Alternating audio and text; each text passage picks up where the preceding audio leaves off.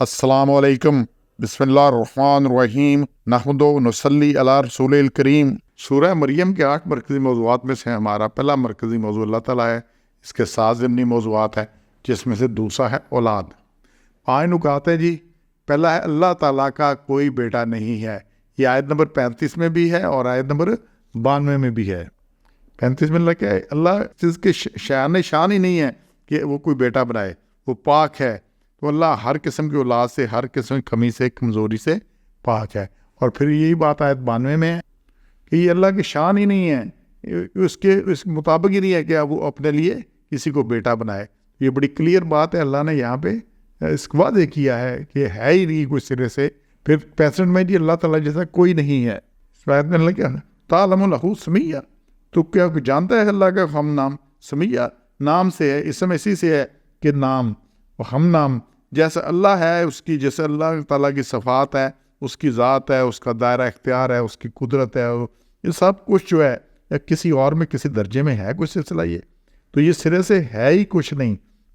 تو اللہ کا نہ کوئی ہم پلہ ہے، نہ اس کا آگے ہے کوئی، نہ پیچھے ہے کوئی، نہ اس کے برابر ہے۔ قل هو اللہ احد یہی ہے، نہ اس کی کوئی اولاد ہے، اور پھر اس کا کوئی ہم اثر، کوئی ہم پلہ، کوئی اس کے برابر بھی نہیں ہے، کوئی اللہ جیسا نہیں ہے۔ پھر اللہ تعالیٰ کے لیے بیٹا جو ہے تجویز کرنا بڑی ہی بری بات ہے۔ 88-89 میں ہے۔ اللہ نے کیا وہ کہتے ہیں کہ رحمان نے بیٹا بنا لیا۔ یہ جو عیسائیوں نے نا یہ چل رہی ہے سورہ مریم ہے، تو حضرت عیسیٰ کا قصہ ہے، رحمان نے بیٹا بنا لیا ہے۔ تو وہ لاتے ہیں تحقیق ہے ایک بات بڑی ہی بری شان، ادعا کہ بہت ہی بری بات، بڑی سخت بڑی مصیبت والی، بہت بھاری، تو بڑی نہیں نقصان دہ۔ تو یہ ہے کہ یہ جو اللہ کا بیٹا قرار دینا۔ اچھا اس کو ذرا یہ سمجھے، اگر کوئی آپ کا کہے جی فلانا XYZ اکبر اسلم یا فلانا آپ کا بیٹا ہے، تو کیا مطلب ہے آپ اس کو آپ عزت سے افزائی سمجھیں گے یا اپنے اوپر تہمت سمجھیں گے؟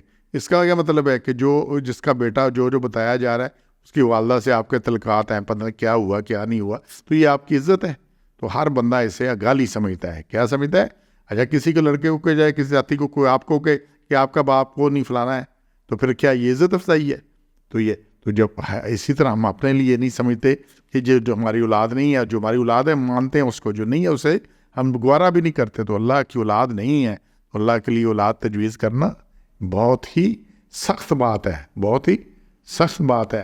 یہ اس طرح سے جتنوں نے کیا انہوں نے بڑی ہی خرابی کی ہے۔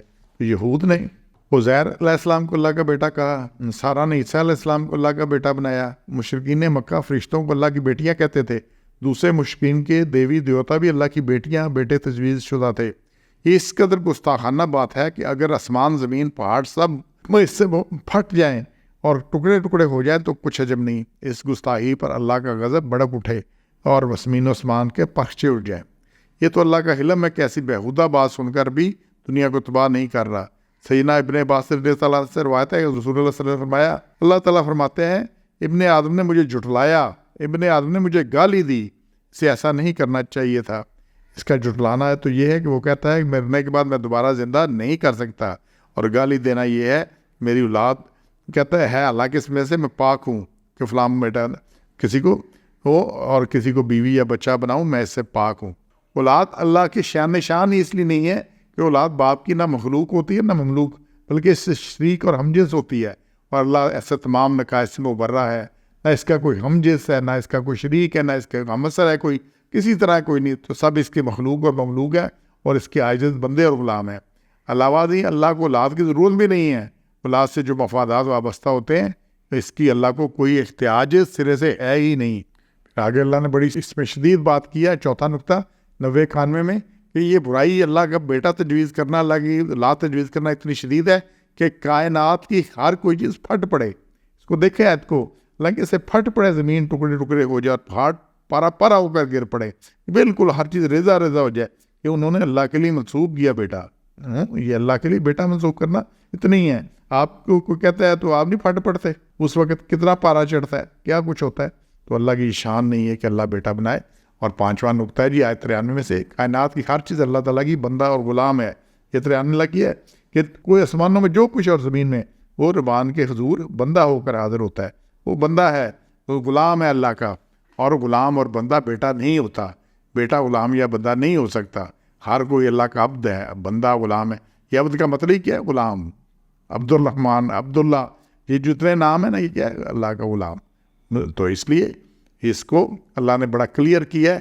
تو نہ اللہ کی اولاد ہے، نہ اللہ کی اولاد کا سلسلہ ہے. تو ایسی کوئی بات کسی درجے میں اس کا کرنا بڑی ہی سخت زیادتی ہے. انشاءاللہ ہم نے احتیاط کرنی ہے اس میں. سبحان ربک رب العزت عما یصفون وسلام علی المرسلین والحمد للہ رب العالمین.